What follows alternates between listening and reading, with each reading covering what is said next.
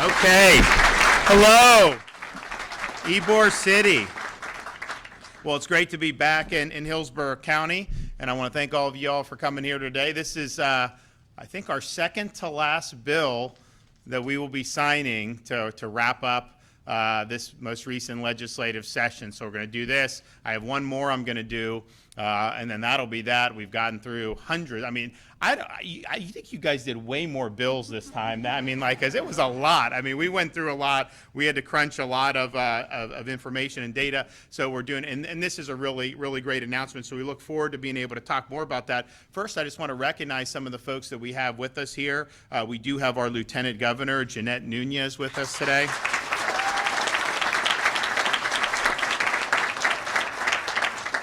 We have our new Commissioner of Education, Manny Diaz from Hialeah.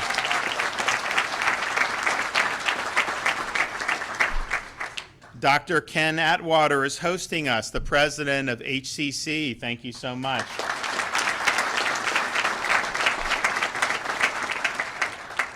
The president of the Florida Senate, Wilton Simpson from Pasco County, nearby here. Representatives, I saw Mello, I saw McClure, I saw Jackie Toledo. I did not see Beltran. Is he here?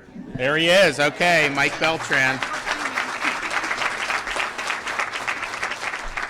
And then we're also going to hear from a student, high school student, Blake Dellen back about the changes, the positive changes, that we're making here for Bright Futures. We celebrated my wife's birthday yesterday, so she's doing very well. So I told her, I was like, you look just as good or not better than when we first done. And so she's done really, really well through all that she's had to deal with. And so we were happy to be able to celebrate it. I took her to see Top Gun Maverick, and so she liked it. We tried to do it before, but the kids were running around, so it just didn't work out, so we were able to do it. But I just want to thank everyone for wishing her a happy birthday. She's doing really, really well, so thank you all for that. So we have the #1 ranked public university and state college system in the United States, and that's been true by U.S. News and World Report for 5 straight years. I can tell you, as somebody that was born and raised in Florida, that was not always true. It's something that we've seen a lot of positive impacts from a lot of what policy has been in the state of Florida. We've had a lot of support from the legislature. We've had a lot of people volunteer their time to serve on these boards to make sure that these institutions were providing high quality education. And so we're proud of that. We think that you should, if you're a Florida resident, Florida families have their kids graduate high school. They should have access to high quality higher education, but it needs to be affordable. And I'm proud to say that since I've been governor, we have not allowed any tuition increases at our state universities. And so it's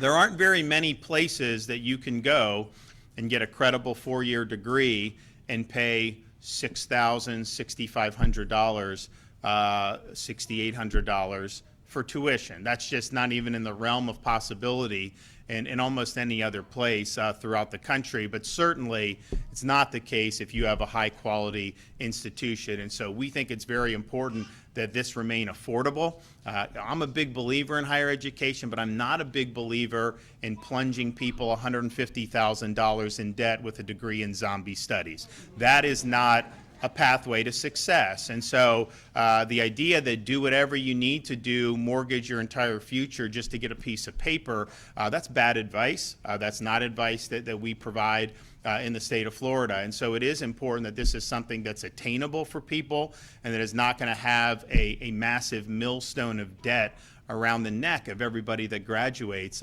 from these institutions. That is definitely true in other parts of the country. Here for our state institutions, it's not true. And as proud as we are of that, we've also said from the very beginning that I became governor, you know, a 4-year brick and ivy university is not the only way that you can be successful. There are pathways, very high demand pathways, where maybe you come to a place like here in Hillsborough. Maybe you get certification in high school even and are able to go and do apprenticeships. And so our view is not that you need to do that, but our view is, you know, all of those pathways have opportunities where you can be very successful. And there are a lot of people that have chosen non-4-year pathways, people that have been very successful doing that without going into debt, and have actually had a much better future than some of the people that went deep into debt and had degrees that were not really functional or really helping them expand opportunities. And so we have done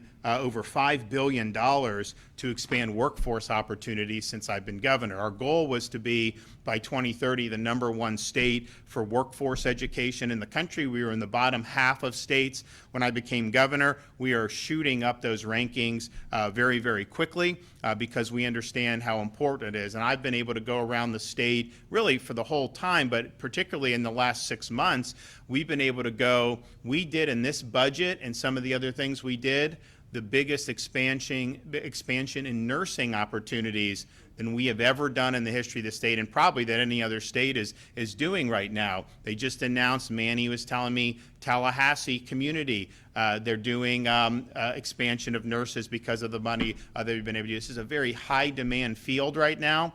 It's something that if you go through this, you are going to have a job. Every time I see these nursing students, I tell them, you will definitely be employed, you know, once you get through this. And so we've done CDLs, commercial driver's license, because we need to have more truck drivers. We need to have more people that can work on the trucks. So we've been able to do all these different things, and it's made a really significant impact. And so the bill we're talking about today will have a huge impact both for people pursuing the 4-year brick and ivy pathway, as well as for people who are pursuing different pathways, particularly in conjunction with our state colleges. And if you think about, we now have about 120,000 students that this year will receive the Bright Future Scholarship in the state of Florida. That is affecting families in every corner of this state, and that's something that has been huge to make sure that everybody has opportunities. One of the problems is, if you look at what the criteria is to qualify for Bright Futures, yes, you got to have a certain weighted grade point average and certain test scores, whether you're FAS or medallion. You know, those, it's a little bit higher if you're FAS, a little lower if you're medallion, but still, you know, it's significant, and you need to work hard to do that. But what you also have to do is do community service or volunteer hours, which, you know, in and of itself is a positive thing. You want people to be a part of their communities because, yes, we want you to be able to get a credential, but we also want you to be a productive citizen, and that involves more than just what degree you have and what job you have. So that's good. The problem, though, I think, is not every student has the luxury of being able to just do volunteer hours. I mean, we have students who come from lower income families who need to work to be able to help support their families. And they should not be denied the opportunity to qualify for a scholarship just because their socioeconomic background makes it more difficult to be able to do this type of volunteer work. And so we think that if you're somebody that is having to actually work, particularly as a high school student, to be able to help your family, that those hours should also count toward the community service hours so that you too can be eligible for the Bright Future Scholarship. And so, and we have also seen a decline in the number of high school seniors who have been eligible, and I think part of the reason is because of that. So what we don't want is to take a scholarship and make it out of reach of a student just because of their family circumstances. In fact, those are the students that probably will benefit the most from having these. I mean, we have people, this is not an income-based program, and so we have students who have the merit and they qualify and they deserve it, that they get it, but who come from more affluent families where stroking a check for 68 would not really be as big of a burden on them, and that's great. I mean, and we want people to do well, but we want to make sure that these scholarships are really helping to lift people up. And so the bill we'll sign today, House Bill 461, will expand eligibility requirements for the Bright Future Scholarship, and it will include this paid work experience. This will allow somebody that works 100 hours to be able to apply that and be able to qualify for any of our Bright Future programs. So we have 75 hours for Medallion and 100 hours for Florida Academic Scholarship, and it counts for both of these. And so this will be something that's very important. If you think about it, if you look at our state universities and state colleges, if you get these scholarships, the chance of you needing to go in debt at all is really low. To the extent you do, I mean, it's basically when the tuition's paid for, yes, you got to pay books, you got to pay living expenses, food, some of that other stuff. Some of those expenses you would have no matter what you're doing, to be frank. So this is really, really important, and this knocks it out for those FAS scholarship. You get the 100% of the tuition just paid for. That's a really, really big deal.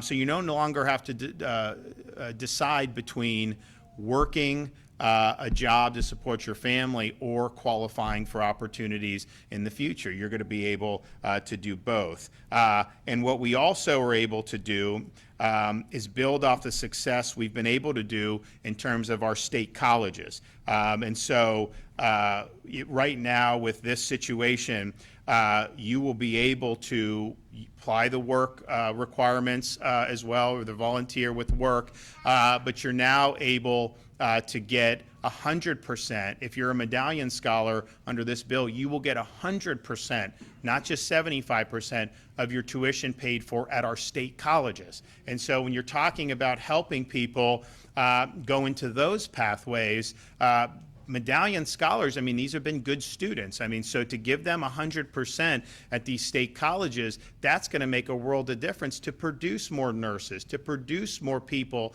in these vital fields where there is a deficit of qualified people right now. And when that happens, that means that people are willing to pay more to be able to get you. There's a great opportunity here. We just got to make sure we have the pathway. So I think having the work requirements or the people that are doing jobs satisfy the volunteer hour service, I think that's a reform that was long overdue. I think it's going to make an impact. But then on this state college front, I mean, to be able to get 100% of tuition at any one of Florida's state colleges as a Medallion scholar, the 75% is generous, but this way it's just totally off the top. Many of the people who go to our state colleges grow up in the area. They go to their local state college, and so really tuition is the main expense that they're looking at beyond what they're already doing in their everyday life. And so I think this is going to make it easier for people to be able to get in and be qualified in things that are really going to make a difference. And so we've been a big supporter of Bright Future since I've been governor. We wanted to make sure that that it's something that Florida families know is there.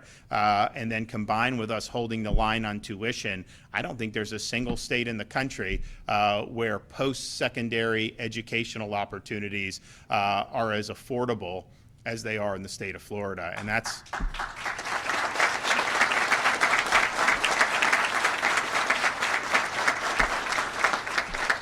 and in an era where it seems like everything that we need to purchase is going through the roof, that is even more relief for these families, because it had been when we had low overall inflation, academic inflation was way, way, way higher than what the traditional inflation rate was. We've kind of turned that on its head in Florida, and we've had really no inflation in terms of the tuition, which has been really, really good. And that's going to be very meaningful for families, you know, as they're looking at, yes, the bright futures, hopefully you just get that and you do. But if you don't get the bright futures, to be able to hold the line on tuition when, you know, your grocery bills are going up, your fuel bills, all these other things are going up, you know, families have to make tough choices when you're in this inflationary environment. And so we're really doing our part here to hold the line and to make sure that they're not going to have to choose between filling up a gas tank and allowing their kid to go to a state college or a state university. So job well done. We're going to hear from some folks, and then I'll sign the bill at the end. So first, we'll hear from our Lieutenant Governor, Jeanette Nunez.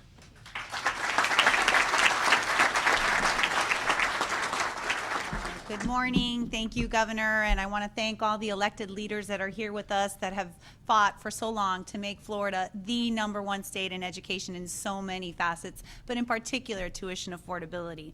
And today is a great day for Florida students, and I can tell you as a mom of 3, 2 of which have gone through the state university system and have availed themselves of the Bright Future Scholarship, it is absolutely critical for our students. We know, as the governor mentioned, how difficult it's been with inflation and 40-year high. The cost of living has accelerated at rates that many Florida families are struggling with. And so for us, our administration has made sure to prioritize education and things like financial literacy, making sure we have career and technical options, and making sure, again, that our tuition remains affordable, because so many students in Florida look to the future, and the way for the future for them is through our colleges and our universities and through career and technical opportunities. So as we look to education being the key pillar of success and the driver for students to be able to live long, productive lives, we are increasingly seeing how unaffordability within tuition is becoming a problem. Students being drowned in student debt, families trying to pitch in as best they can. So this bill, I think, is really key for those students that have shown that they're going to put the skin in the game, that they're going to work to be able to assist, to be able to achieve their ultimate goals. So signing today's bill, House Bill 461, again, a huge thank you to those legislators that worked on it. I believe that it's a testament to our administration's continued commitment to prioritizing education and to making sure that we meet students' needs. And so I want to thank the governor and everyone that's involved in this important initiative. We recognize that for us, work and sacrifice of so many students is something that needs to be addressed and needs to be rewarded. And with that, we continue to push forward policies that are going to make Florida the free state of Florida, but also the education state of Florida. So thank you very much.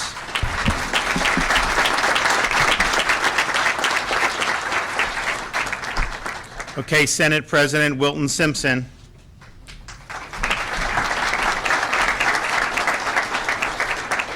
Thank you, and I'd like to thank everyone for being here today. This is a very important day. As someone who grew up on a farm and worked from age of 10 paying Social Security, this would have been my kind of a bill had I chose to go into university out of school.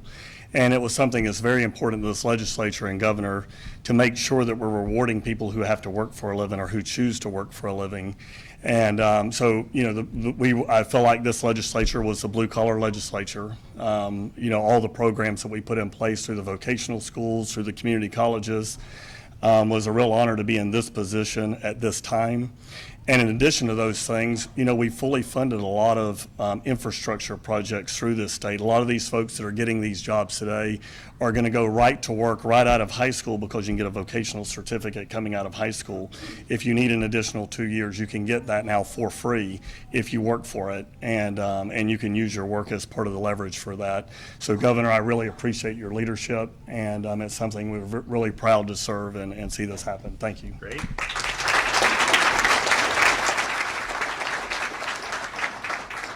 All right, and now we have a student, Blake Dellen, back.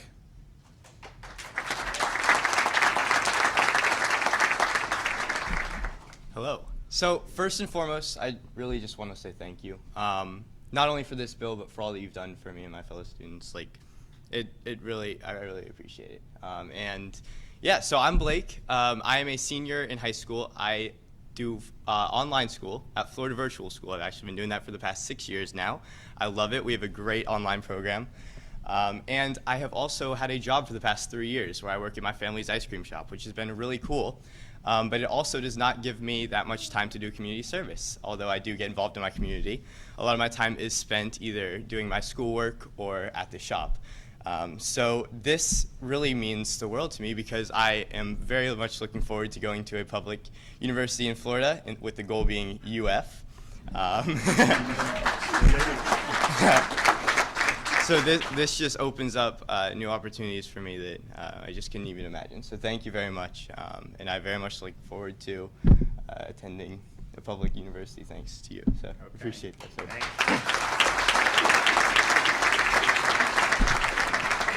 All right, Commissioner of Education, Manny Diaz.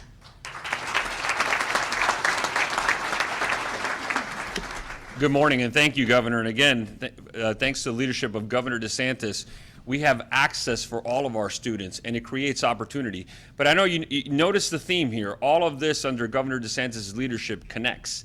It connects with the opportunity to have an education that gives you a job in the workforce without being saddled with debt. And now it connects by allowing students like Blake, who are working 40 hours, not to have to give that up and to have the opportunity to go on to the #1 higher education system in the nation. And that includes now 100% for those that want to go to state college under this program of Bright Futures that leads to a job. And think about it. You're having access, regardless of what your socioeconomic status is, to the #1 education system in the country and going directly into the workforce without debt. I think that speaks volumes of Governor DeSantis' leadership, what the legislature has done, and we continue to be the education state, and Governor DeSantis is clearly the education governor. Thank you, Governor. All right.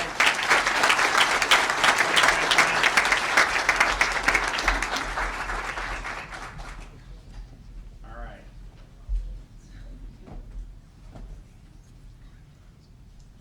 I usually don't know the date, but I know it because yesterday was my wife's birthday. All right.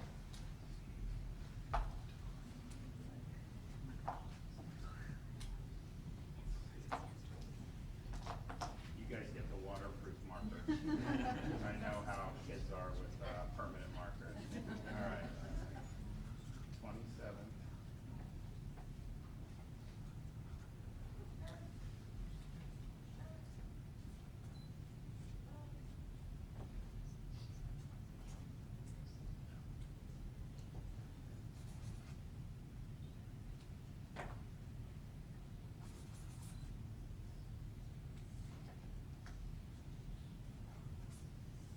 All right, here we go. It's a good one.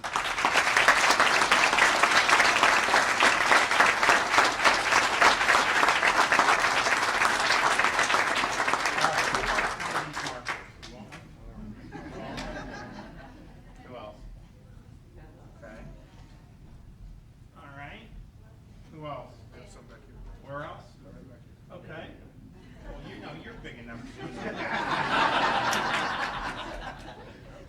Any other little kids? Where? Come on up here. There you go.